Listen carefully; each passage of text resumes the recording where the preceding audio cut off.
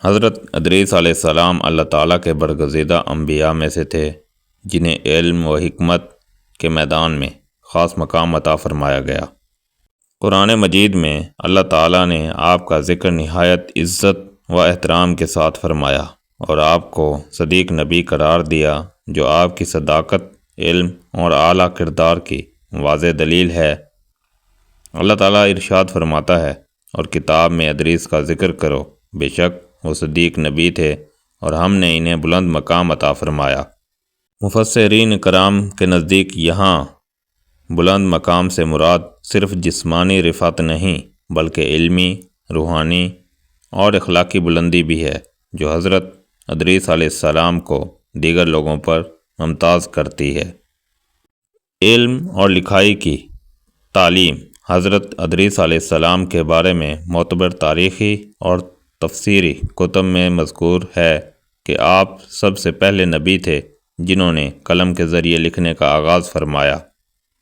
اس سے قبل لوگ زیادہ تر زبانی یادداشت پر انحصار کرتے تھے، مگر حضرت ادریس علیہ السلام نے لکھائی کو رواج دے کر علم کو محفوظ کرنے کی بنیاد رکھی۔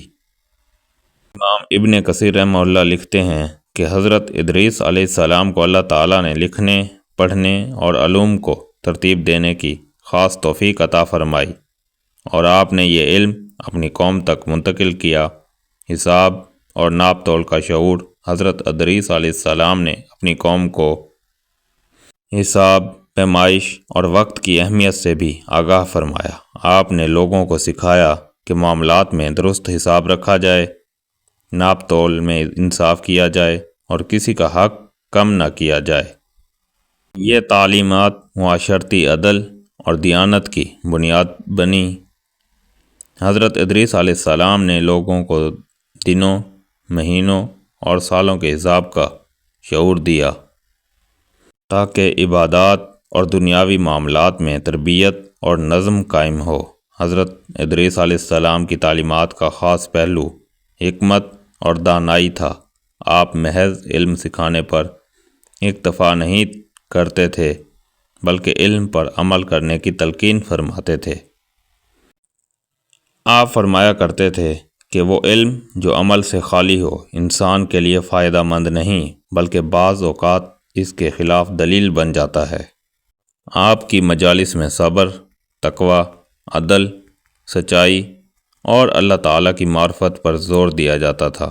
یہی وجہ ہے کہ آپ کی تعلیمات نے لوگوں کے اخلاق اور کردار پر گہرا اثر ڈالا۔ حضرت ادریس علیہ السلام کو ستاروں کی حرکات اور اوقات کے علم سے بھی آگاہی عطا کی گئی تھی، جس کے ذریعے لوگوں کو وقت کی پابندی اور نظم و ضبط کا درس ملا۔